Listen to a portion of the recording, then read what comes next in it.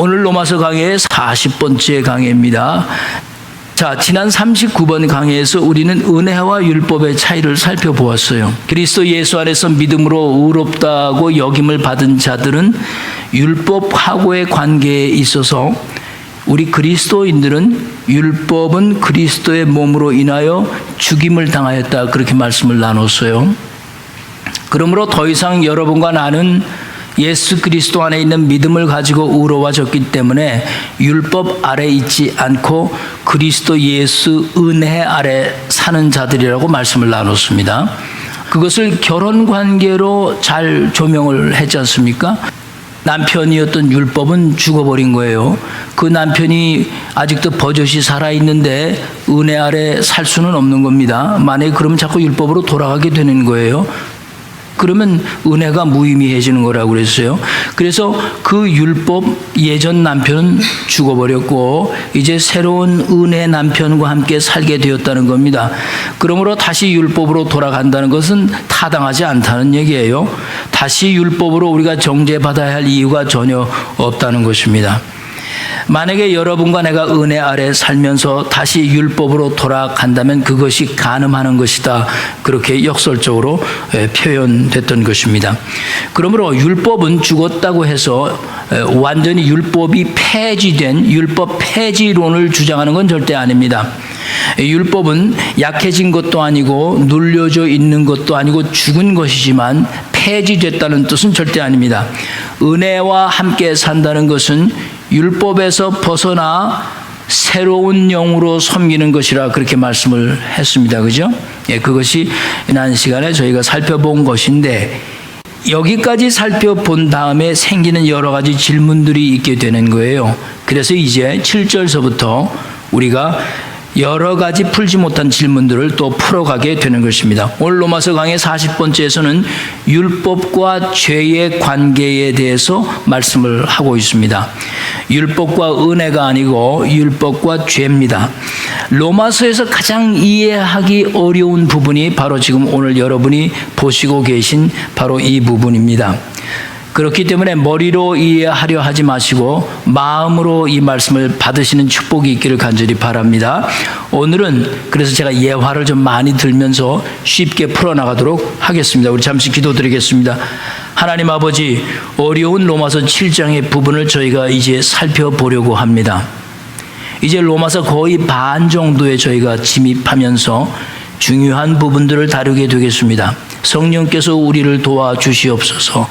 그래서 우리의 머리가 아닌 우리의 진솔한 마음으로 이 말씀들을 받을 수 있도록 도와주시옵소서.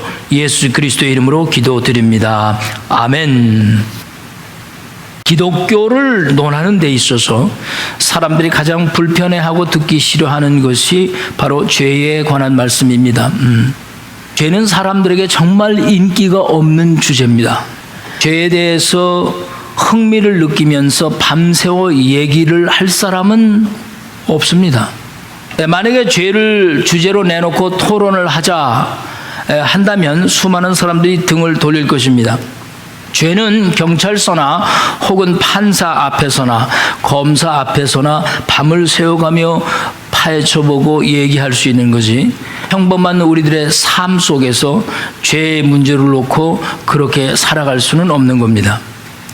그러나 반면에 하나님에 대해서 토론을 한다고 하면 어느 정도의 사람들은 관심을 가질 것입니다. 하나님에 관해서는 어떤 사람들은 밤을 새워가며 얘기할 수도 있습니다. 물론 그렇게 할 수 있는 사람들은 신학자들이나 또는 신앙심이 아주 깊은 그런 사람들에게나 가능한 것이겠죠. 사람이 하나님을 경험한다는 것은 그렇게 쉬운 일이 아닙니다. 어떤 사람들은 하나님을 매일 경험하는 것처럼 아주 그렇게 자신 있게 얘기하는 사람들이 있는데요. 하나님을 경험한다는 것은 그렇게 쉬운 일이 절대 아닙니다. 그래서 사람들은 하나님을 경험했다고 하는 사람들을 통해서 하나님을 알고 싶어 합니다. 그런데 그렇게 좋은 방법은 아닙니다. 하나님은 여러분 스스로가 만나셔야 하는 것입니다. 그러나 반면에 사람이 죄를 경험한다는 것은 하나님을 경험하는 것보다 훨씬 쉽습니다. 죄에 대해서는 다른 사람이 경험한 죄 경험담까지 들어가면서 죄를 알아야 하고 죄를 느낄 필요가 전혀 없는 거죠. 죄는 여러분과 내가 늘 경험하는 것이기 때문입니다. 오히려 죄는 토론의 대상이 아니고 감추고 싶은 것이고 드러내놓고 싶지 않은 것일 뿐입니다. 좀 더 아주 정직하게 말하면 사람들이 죄에 대해서 듣고 싶어 하지 않고 관심이 없고 인기가 없는 이유는 죄를 경멸하기 때문도 아니고 죄를 미워하기 때문이 절대 아닙니다. 자신들이 이 죄에 대해서 너무나 잘 알고 있기 때문에 죄에 대해서 들을 필요가 없다는 거죠. 그래서 인기가 없는 거예요. 설명이 필요 없는 겁니다. 가르칠 필요가 없는 거예요. 하나님과 죄와 다른 점은 하나님에 대해서 여러분과 내가 알면 알수록 자신과 세상에 대해서 깨닫게 되고 자신과 세상 안에 있는 죄의 문제를 해결하게 되지만, 죄는 죄가 무엇인지 알고 또 깨달아도 죄의 문제가 해결되지 않을 뿐더러 오히려 죄를 알면 알수록 죄에 더욱 빠져들 수 있다는 것이 하나님과 다른 점입니다. 어거스틴이 쓴 고백론이라는 유명한 책에 보면은 어거스틴이 16살 때 친구들과 함께 가수원에서 배를 훔친 이 얘기를 하는데요. 어거스틴이 자신에게 스스로 배를 왜 훔쳤냐고 질문을 합니다. 배가 고파서 훔쳤는가? 아니라는 겁니다. 그러면 가난해서 남의 것을 훔쳤는가? 아니라는 거예요. 자신의 집에는 맛있는 것들도 많고 많은 것들을 가지고 있다는 거죠. 그러면 배고파서도 훔치지 않았고 가난해서도 훔치지 않았다면 왜 그것을 훔쳤는가 물어보는 거예요. 이렇게 말을 하는 겁니다. 나에게 허용되지 않은 것을 몰래 훔치는 그 짜릿함 때문에 도둑질을 했다는 거죠. 도둑질한 그 배를 자기들이 먹지 않고 돼지들에게 나누어 줬다고 고백론에서 말하고 있습니다. 이것이 바로 죄의 본래 정체라는 것입니다. 다시 말해서 훔치지 말라, 도둑질하지 말라 하신 계명을 슬쩍 어기는 그 짜릿함 때문에 한 것이라는 거죠. 그러니 계명을 이용한 겁니다. 무엇이 계명을 이용한 겁니까? 어거스틴이 계명을 이용한 겁니까? 아닙니다. 어거스틴 안에 있는 인간의 본성의 근원인 그 죄가 기회를 타서 그런 계명들을 이용해서 하지 말라 한 것에 대한 짜릿한 거스름의 행동을 하게 한 것입니다. 제가 목회를 하다 보면 영혼이 중요하다는 것을 깨닫습니다. 목회는 사실 영혼에 관한 것 아닙니까? 영혼을 다루는 게 목회예요. 육신을 다루는 게 목회가 절대 아닙니다. 물론 육심도 보살펴야 하죠. 그러나 육심보다도 더 크게 다루어야 할 분야가 영혼인데, 오늘날 교회 목회를 보면 이 영혼에 관심이 없어요. 다 육신의 문제에만 관심이 있는 겁니다. 그래서 교회가 문제가 된 겁니다. 신앙생활은 결국 영혼이 더 중요한가 아니면 육신이 더 중요한가를 분별할 수 있는 능력을 갖추는 것입니다. 오랜 동안 교회를 다니고 신앙생활을 했지만 영혼을 소중하게 생각하지 못하고 그 영혼의 중요성을 느끼지 못한다면 그 사람의 그 수년 동안의 신앙생활은 사실 헛된 시간을 다 보낸 겁니다. 그렇다면 이 영혼이 중요하다고 느낀다는 것은 도대체 무슨 뜻입니까? 물어보면 죄에 대한 감각이 아주 예민하게 살아있다, 그 뜻입니다. 죄에 대한 감각이. 보세요. 사람들이 죽으면 무엇을 치르죠? 장례를 치르지 않습니까? 무엇을 놓고 장례를 치릅니까? 죽은 시신을 놓고 치르는 게 장례입니다, 여러분. 예. 믿는 사람들이 장례식에서 울지 않는데 저 사람은 막 냉정해서 저렇게 눈물도 안 흘리는구나. 아주 그냥 저 사람은 아주 그냥 콜 블러드라 그렇게 생각하시는 분들이 계신데, 저도 웬만해서 장례식에서 안 웁니다. 왜냐? 죽은 시신보다도 영혼을 더 중요시 여기면 눈물이 안 나와요. 그러나 사람들은 장례식에서도 영혼에 대해서는 전혀 관심이 없다라는 거죠. 죽은 시신에만 관심이 있어요. 이 사람의 영혼이 어떻게 됐느냐에는 관심이 없습니다. 보세요. 사고가 납니다. 지진이 납니다. 그러면 구조대들이 가서 무엇을 찾죠? 죽은 시신들을 찾기 위해서 얼마나 노력들을 합니까? 우리나라에서도 그 세월호 그 침몰로 인해서 정말로 어려운 시기를 지났습니다. 아직도 몇 명의 시신은 찾지 못했지 않습니까? 그런데 정작 중요한 것은 그 죽은 시신이 아니라 그 죽은 사람의 영혼이 어떻게 됐느냐, 이게 보다 더 중요한 거거든요. 근데 사람들 하는 거 보세요. 전부 그 죽은 시신 놓고 싸우는 거예요. 그 영혼이 살았느냐 죽었느냐가 보다 더 중요한 거죠. 그 시신이 중요한 건 아니거든요, 사실. 예. 그러므로 이 장례는 죽은 영혼을 치르는 것이 아닙니다. 영혼이 육신보다 더 중요하다고 생각되면 쉽게 울음이 잘 나오질 않습니다. 그 영혼이 주님 곁으로 갔다는데 얼마나 기뻐요. 얼마나 좋아요. 고통 없는 곳에 갔는데. 오히려 박수치고 좋아할 일이죠. 우리 믿는 사람들이. 애곡하고 통곡할 일이 사실은 아닌 겁니다. 영혼의 중요성을 깨닫는다는 것은 그 사람의 신앙이 성경적이고 건전하다는 것을 말해주는 거예요. 그래서 구원받지 못한 영혼을 보게 되면 영혼을 소중히 여기는 사람들은 그 구원받지 못한 영혼에 대한 간절함을 갖게 되는 거예요. 구원받은 영혼이 있는데도 그 영혼을 불쌍하게 보지 못한다는 것은 기독교를 잘못 믿어왔다는 거죠. 예. 그러므로 이 영혼에 대한 중요성을 깨닫는다는 것은 죄가 무엇인지를 분명히 아는 것이고 그 죄를 깊이 깨달았다는 뜻이기도 합니다. 어느 책에선가 폴 워셔 목사님에 관한 글을 읽었던 기억이 납니다. 워셔 목사님께서 한 번은 교회에서 설교를 하시고 막 끝났을 무렵에 10살 정도 되는 어린 학생이 앞으로 나와 아주 떨리는 목소리로 그 목사님에게 이런 질문을 했다는 겁니다. 목사님, 저처럼 사악한 죄인도 구원을 받을 수 있습니까? 10살짜리가. 목사님이 너무 놀라서 물었습니다. 아니 도대체 네 어린 게 무슨 죄를 그렇게 지었니? 그랬더니 이 아이가 아주 가느다랗게 떨리는 목소리로 이렇게 대답을 했습니다. 엄마 말을 안 들었습니다. 그랬더니 막 교인들이 그 어린아이 대답을 듣고 모두 웃었어요. 깔깔거리고. 그때 워셔 목사님은 곧 숙연해지면서 교인들에게 웃지 말라고 부탁을 했습니다. 엄마 말을 듣지 않았다는 것을 사악한 죄라고 생각한 이 어린아이의 자세에서 우리 어른들이 하나님의 말씀을 안 들은 그것에 대해서 너무나 심각하게 생각하고 엄마 말을 안 들었다는 것도 그 영혼이 지옥으로 보내질 수 있다는 것을 두려워하는 이 어린아이로부터 배워야 한다고 질타했습니다. 저는 그 얘기를 책에서 읽으면서 정말 많이 깨달았어요.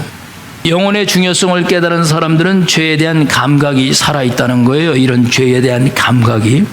그러나 영혼이 병들고 죽은 사람들은 죄에 대한 감각이 없어요.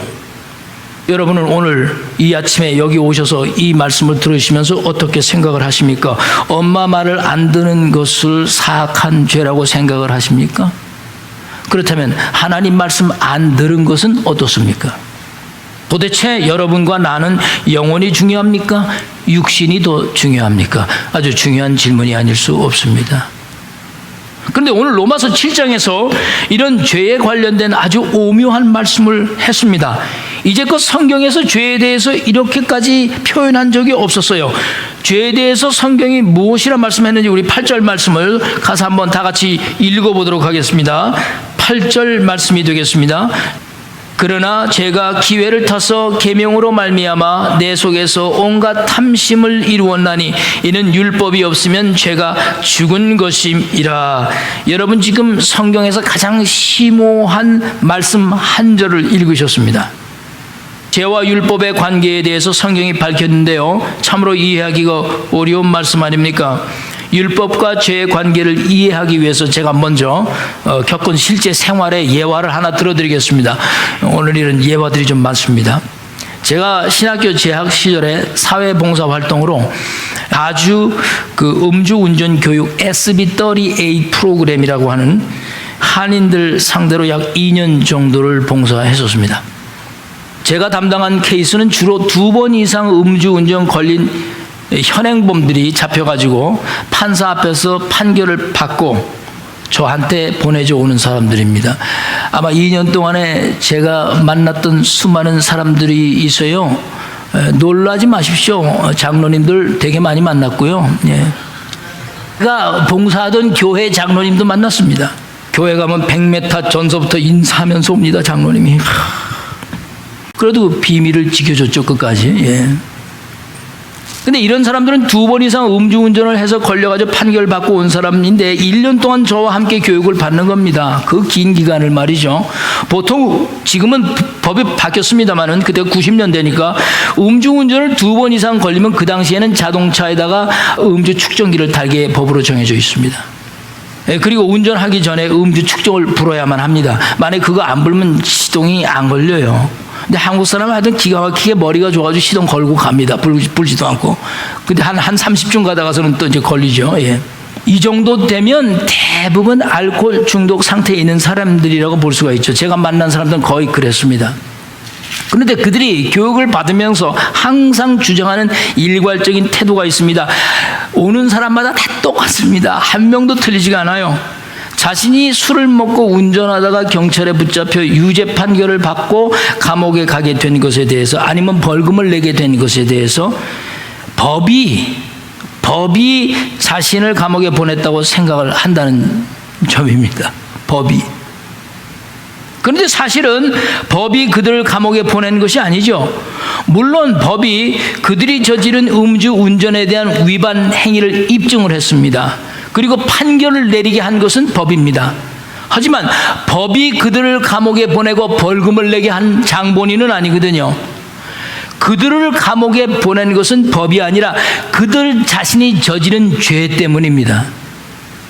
근데 그들은 법에만 관심이 있고 자신들을 감옥에 보낸 것이 자신의 죄가 아니라 법 때문이라고만 생각을 하는 겁니다.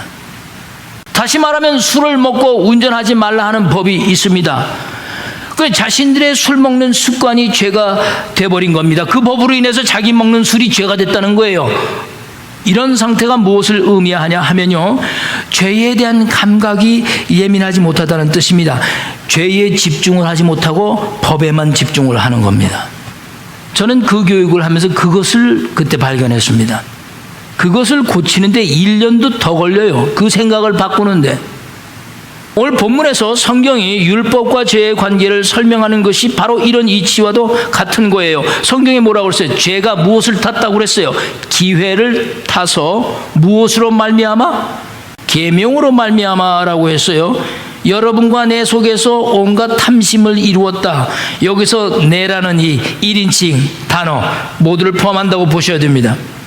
이 말씀이 잘 보시면 율법 때문에 혹은 계명 때문에 내가 죄를 짓게 되었다 그런 것처럼 생각이 될 수 있다는 거죠. 죄가 기회를 타서 계명으로 말미암아 우리 속에서 온갖 탐심을 일으켰다 이거예요. 11절 말씀도 보십시오. 똑같이 반복해서 말씀합니다. 우리 11절 말씀 같이 읽겠습니다. 시작. 죄가 기회를 타서 계명으로 말미암아 나를 속이고 그것으로 나를 죽였는지라. 아마도 이 말씀은 에덴 동산에서 일어난 일들과 연관이 있다고 볼 필요가 있어요. 창세기 3장에서 하나님의 명령을 어기고 뱀이 하나님의 말씀을 이용해서 계명을 이용한 거죠. 최초의 사람들을 속이고 선악과를 따먹게 하고 결국 하나님의 말씀대로 죽게 만들어 버렸거든요. 그 얘기하고 있는 거예요. 그러니까 죄가 기회를 탔다는 이 말씀은 중간에 끼어들어 일어난 일이 아니라 처음부터 일어났던 상황을 말씀하고 있습니다. 모세 때까지는 율법이 없었는데 죄를 지어도 죄로 인정되는 법이었으니까 죄인 줄 모르고 살아왔다고 볼 수가 있는 거죠. 한번 생각을 해보세요. 죄를 짓고도 죄인 줄 모르는 그 현실이 얼마나 비참한 현실이었겠습니까? 그런 시대가 있었다는 겁니다. 그런데 율법과 계명이 세상에 들어오면서 죄가 죄됨이 더 확실해졌다는 거예요.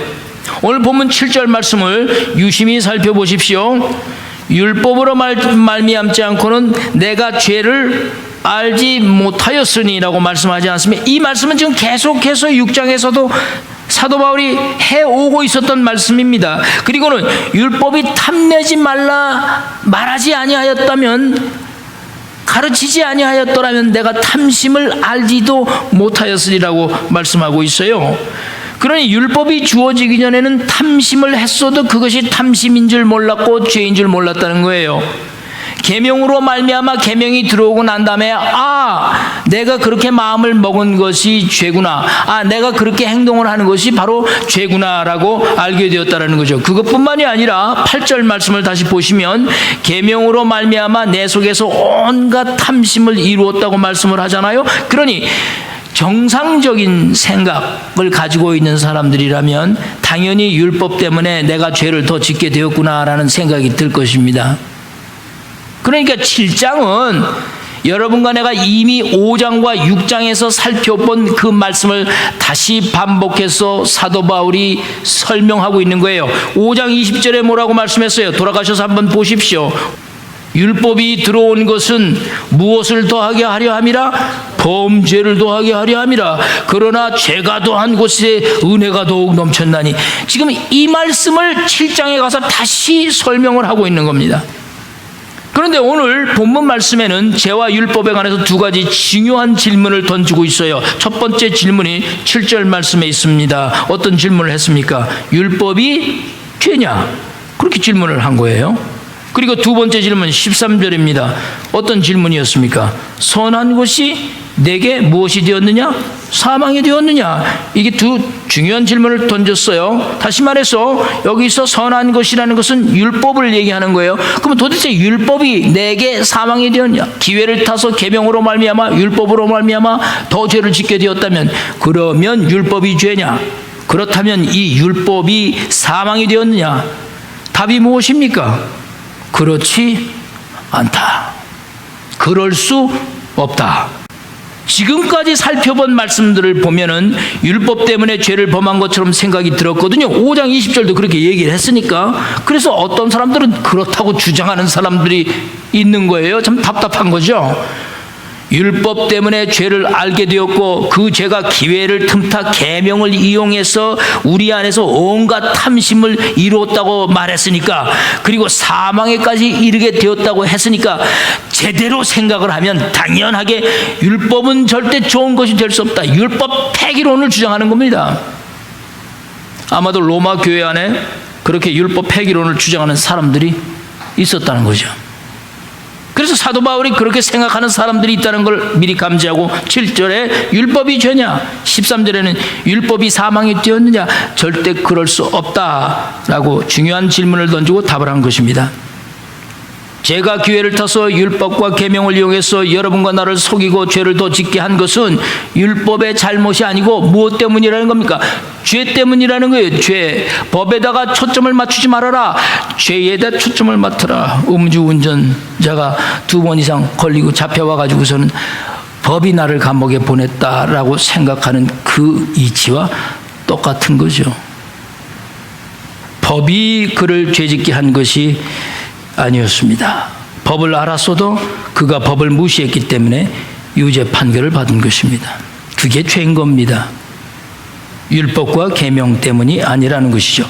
단지 법은 그가 저지른 죄를 더욱 죄되게 드러내고 더욱 확인시켜 준 것입니다. 오늘 본문 12절 말씀이 죄와 율법과 계명에 관계된 결론입니다. 우리 12절 말씀 읽어보시겠습니다. 시작. 이로보건대 율법은 거룩하고 계명도 거룩하고 의로우며 선하다. 믿으시면 할렐루야. 할렐루야. 예. 그러면 여러분이 이제 클리어해지신 거예요. 율법과 죄의 관계에 대한 말씀이. 그렇다면 두 번째 질문을 보십시오. 13절 말씀. 그런즉 선한 것이 내게 사망이 되었느냐? 그럴 수 없느니라. 오직 죄가 죄로 드러나기 위하여 선한 그것으로 말미암아 나를 죽게 만들었으니 이는 계명으로 말미암아 죄로 심히 무엇되게 하려 함이라? 죄되게 하려 함이라. 죄가 기회를 타서 우리 안에서 죄를 짓도록 한 것은 계명으로 하여금 죄가 더욱 죄로 드러나게 하려 한 것이라고 말씀하는 것을, 이것을 이해하는데 어려움이 적지 않습니다. 그래서 저는 성경에 유사한 예를 하나 오늘 들어드리겠습니다. 꽃 같은 경우라고는 할 수 없지만은 죄가 틈을 타서 죄를 더욱 드러나게 했다는 뜻이 무엇인지 이해하는데 여러분과 저에게 매우 큰 도움이 될 것이라고 봅니다. 오늘 교독 때 읽으신 사사기 14장 말씀이 바로 그것입니다. 유명한 삼손의 이야기를 기록하고 있지 않습니까? 자, 삼손은 나신인으로 태어났어요. 그의 생애의 목적이 무엇이었습니까? 이스라엘을 블레셋으로부터 구원하는 임무를 가졌습니다. 이 목적을 이루기 위해서 사사기 14장으로 돌아가셔서 6절과 19절 말씀을 유심히 보시면 거기에 강조하는 말씀이 있는데 하나님의 영이라고 그랬어요. 하나님의 영이 누구에게 임했다고 밝히고 있습니까? 삼손에게 임했다는 것을 분명하게 강조하고 있어요. 두 번에 걸쳐서. 그런데 삼손에게 약점이 하나 있었어요. 삼손의 약점이 무엇이었습니까? 여자였습니다. 여자. 잡 인터뷰를 하는데 인터뷰하는 사람이 갑자기 이런 질문을 하는 거예요. 당신의 약점이 무엇입니까? 여자입니다. 그래서 합격이 됐습니다. 나하고 어떻게 그렇게 똑같습니까? 반갑습니다. 당신의 그 정직성이 마음에 들었습니다. 합격. 삼손이 가지고 있는 것이 여자에 대한 약점이에요. 삼손은 여자를 보면 쉽게 마음을 빼앗겼어요.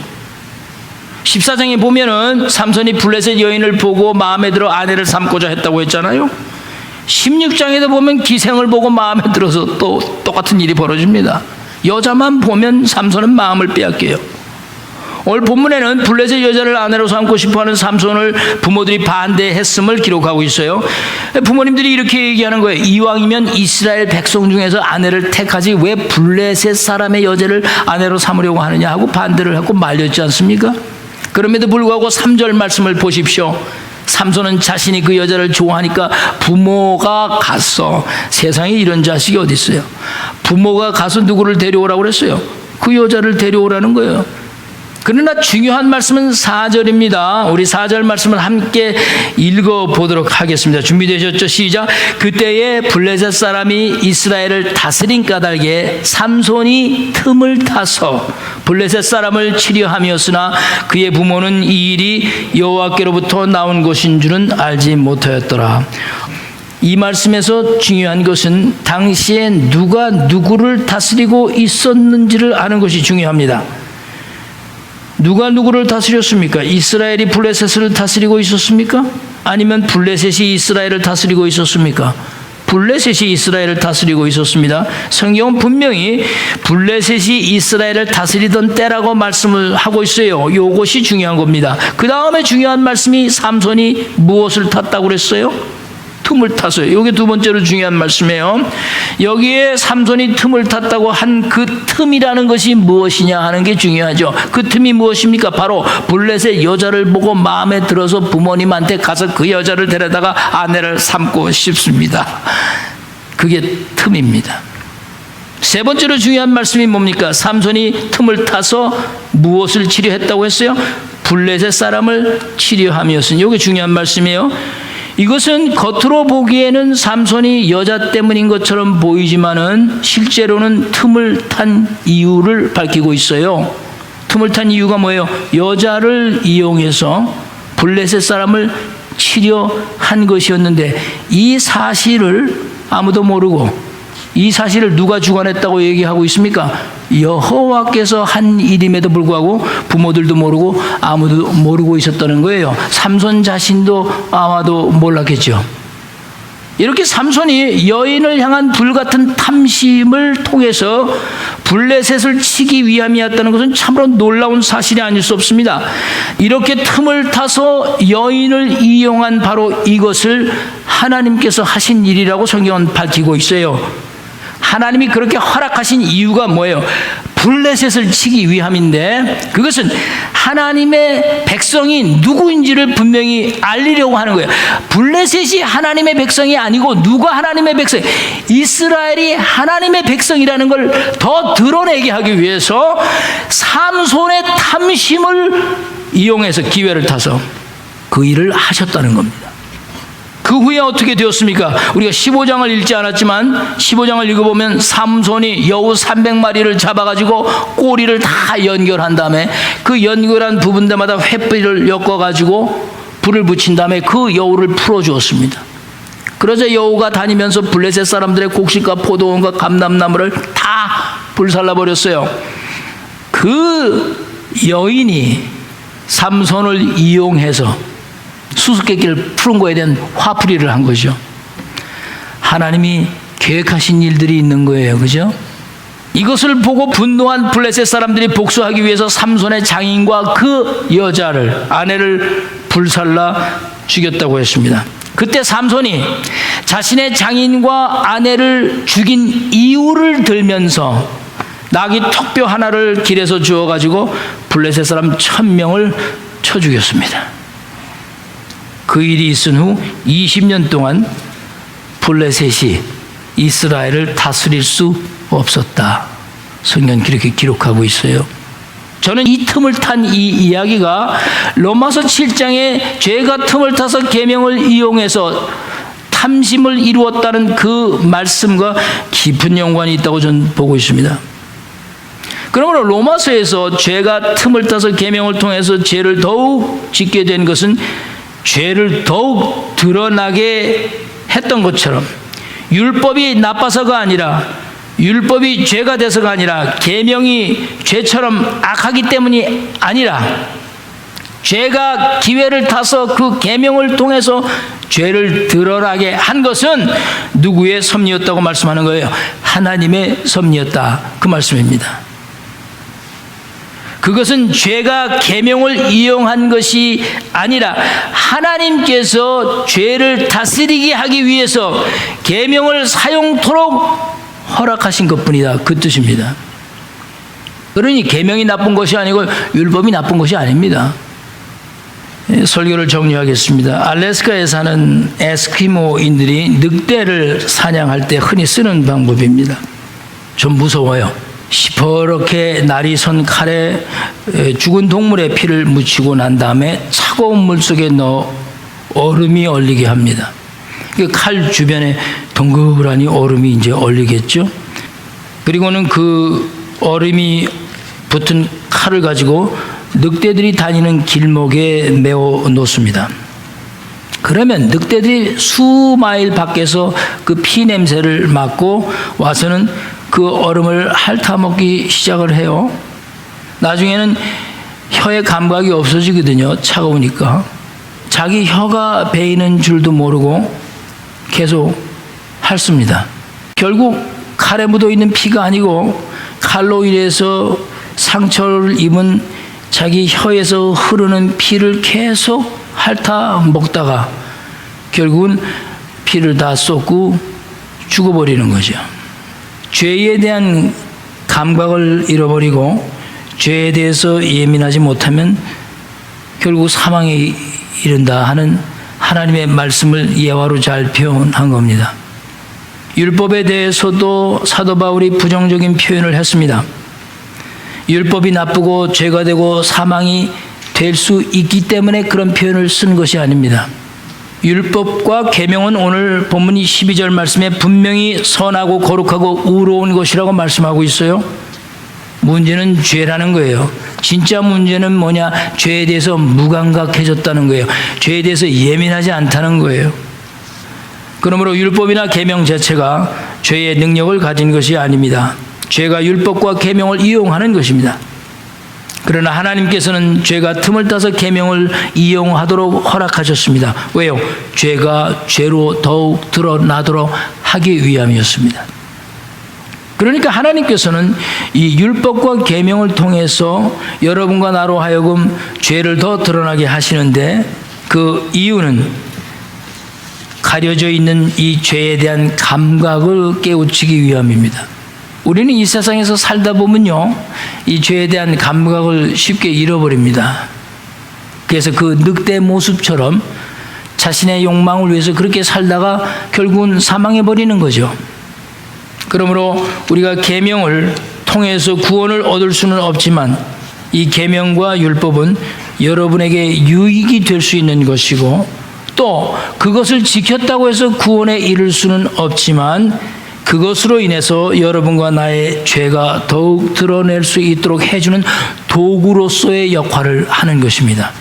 그러므로 율법을 폐기해야 된다거나 율법을 소홀히 여기거나 율법을 무시하지 않고 오히려 율법을 존귀하게 여기고 하나님의 계명을 존귀하게 여기는 여러분 되시기를 주의 이름으로 간절히 축복드립니다. 우리 기도하시겠습니다.